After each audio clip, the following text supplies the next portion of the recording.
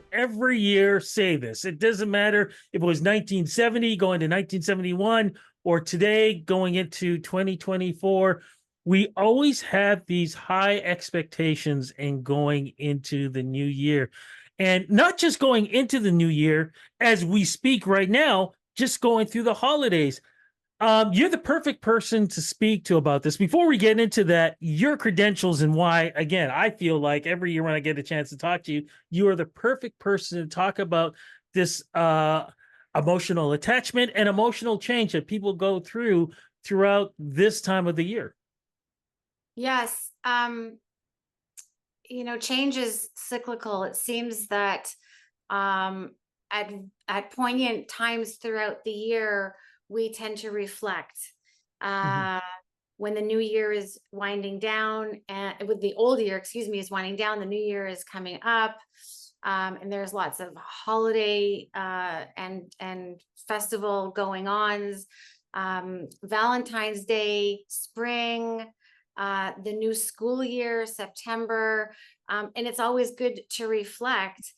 But you mentioned something, very interesting when you said expectations. We need to go beyond expectations because they're empty hopes. You really actually have to be actionable and plan something. So when we talk about things like resolutions are wonderful, but they don't mean anything if they're empty, meaning there's got to be some strategy, there's got to be some plan, there's got to be some goals. Otherwise, we go in guns a blazing, and then 3 weeks into January, we're like, oh my God, what happened? This has failed. I haven't done that. I haven't been successful at that. And so coupled with having reasonable expectations and an action plan, I think you have to be very sensible and reasonable about what you're delving into, what you've decided to change, what you've decided to pursue, and take baby steps in achieving that.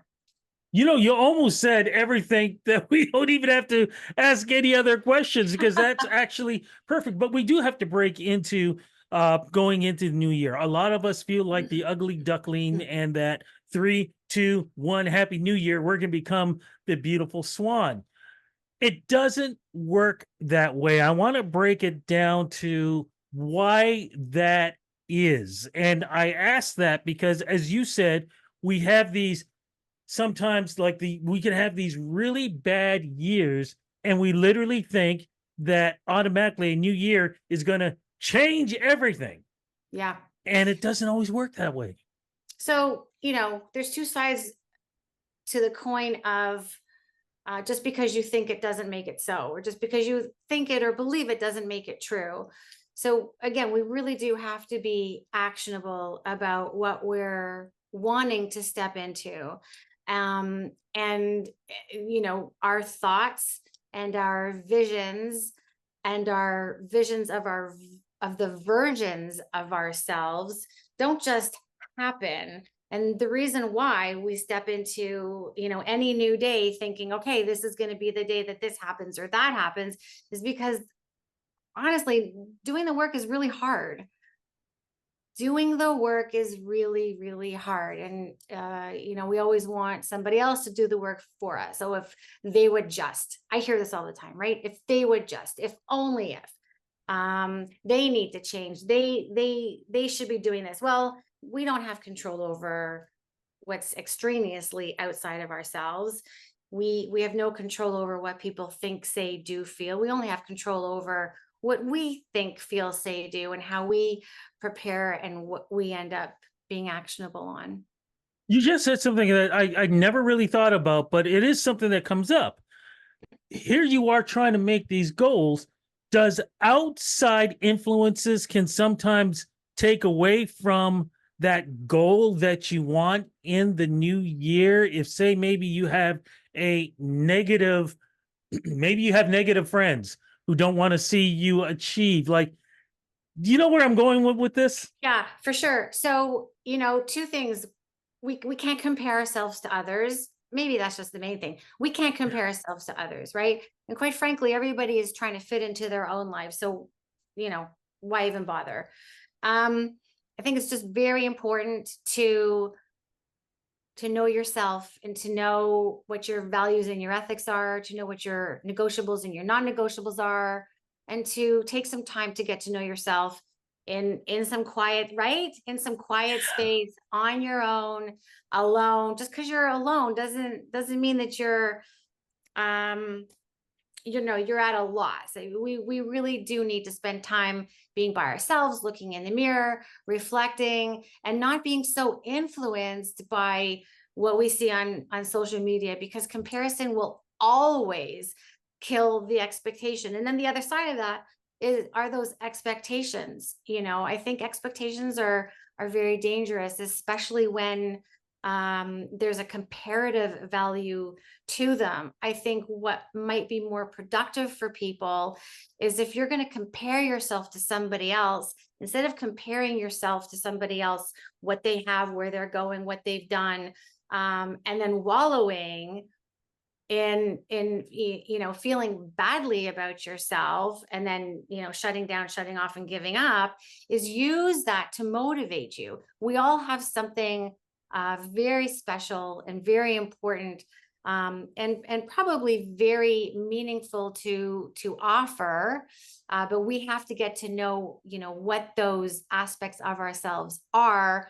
And at the end of the day, the only person that really needs to care about what you're doing is you, because at the end of the day, the only person that you're lying down with, quote unquote, is yourself. You've got to be happy with yourself. Nobody can do it for you. It really does come from within. And starting, to feel good about yourself, that's a lot of the inner work that we have to pay attention to, and becoming aware of how we feel, and what triggers us, and really taking stock and feeling that and putting it into perspective.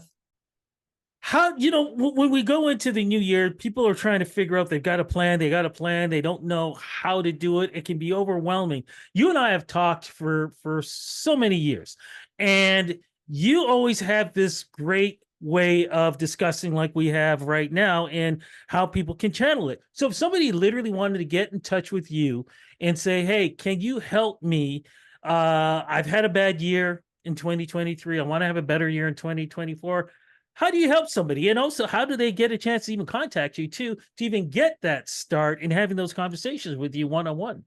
Sure. Well, I appreciate that, Rudy. So I'm available through email at lauren@laurenmillman.com. You can find me on LinkedIn or Facebook. When I work with a client, we start from the very beginning. We start with, why are you feeling what you're feeling, and what are you believing? So a lot of the things that hold us back from pursuing what we want to pursue is what we think or what we believe. And it often relates to, I don't think I can, I don't think I should, what will people think? And there's a lot of insecurity around rejection and being accepted, being judged. So we take it step by step. When we map out, exactly what's gone on, why it's happened, what the triggers are, and see where we can move forward and sort of reshape the mindset and reshape the environment and create a new way of thinking, so that you're more actionable and you're able to actually be successful in all the endeavors that you have, and reaching the goals that you've made for yourself. Should people be embarrassed? Because to be honest with you, I have lots of friends now who are going to folks like yourself for help, whether it be once a week or once a month. Yeah, no, no, no, no, no. It's really unfortunate. So, as a mindset coach, as a communication coach, as a divorce and relationship recovery specialist, in fact, I just had a conversation with someone this morning.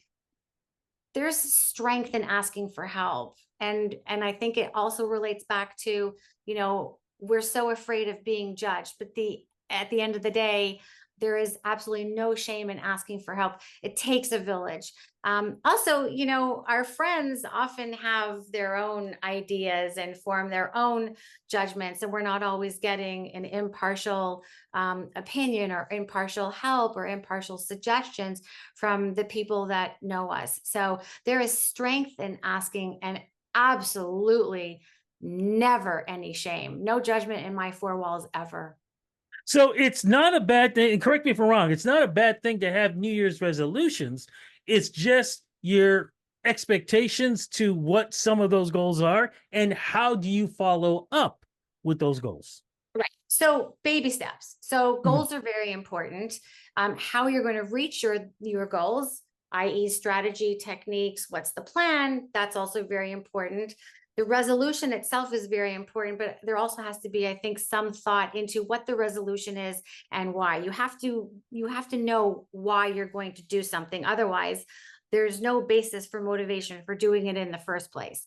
So when you decide that you're going to make a change, make a shift, do something more, do something less, ask somebody for more or less of something, I think that there has to be a very clear value assessment as to why you need it, why you want it, and a realistic time frame as to how long is going to take for you to get it. And this is where I like to tell people to, back up, ease up a little bit on expectations, because they really do play an important part in your success. And if your expectations are up here, but what you're actually only able to output is down here, this doesn't mean that this is a bad thing.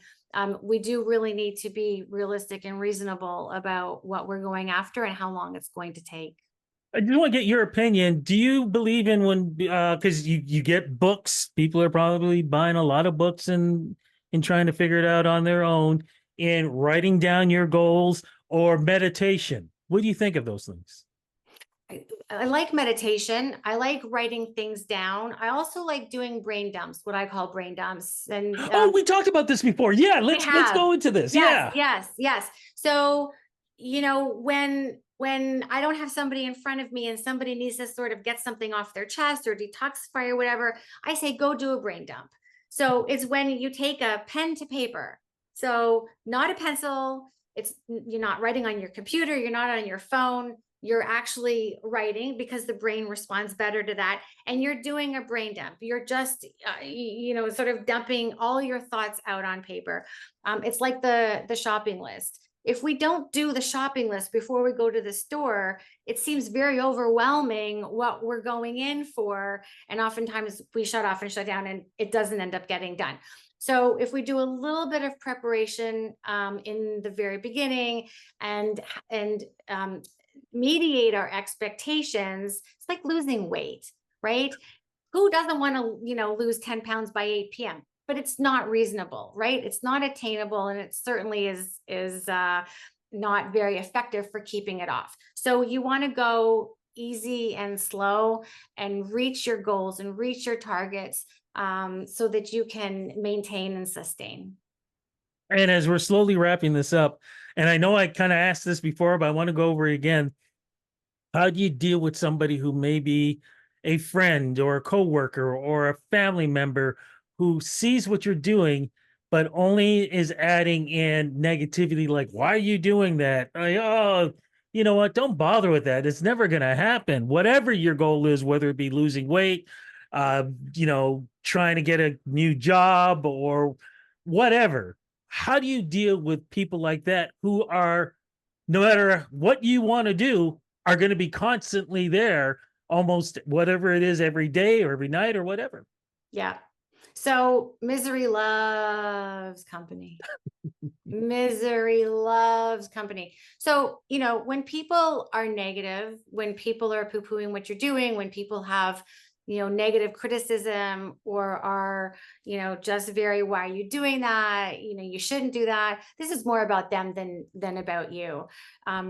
It's very difficult for people to rectify what they want and don't have or can't get, or don't have the wherewithal at that moment to deal with what's going on inside them, or to manage what's going on inside them, and work through it. So that negativity comes out. My best advice is to take it as a backhanded compliment, right? You're obviously doing something right. So, like everything, it's a mindset shift. How we receive and how we perceive, is like a triangle, right? It's never linear, it's never circular, but there's always, three choices, right? We can choose to do something, we can choose to do nothing, or we can choose to sit back and just wait and see what happens. Um, Often my best advice is, smile and say nothing. What you allow in is going to affect you. So, when we talk about boundaries, we talk about boundaries being broken, but boundaries don't break. Boundaries are kept. It's up to us to create the boundary and to keep the boundary. And sometimes those boundaries are around what our commitments are to ourselves. I'm not going to let the negativity in. I'm not going to let it affect me. There are negative people everywhere. I don't think that, in a lifetime, we're going to be able to avoid everybody. And so oftentimes the best thing to do is to smile and to just carry on. Amen to that. Look, thank you again so much for your great advice. I know a lot of people can be coming to you and trying to learn more about themselves through you, and I think talking to you is the best way to be able to achieve those New Year's resolutions. So say to you, Happy New Year! All the best for you in 2024, and we'll definitely talk again because, like I said, you give good advice. Thanks again. Thank you, Rudy. All the best and Happy New Year.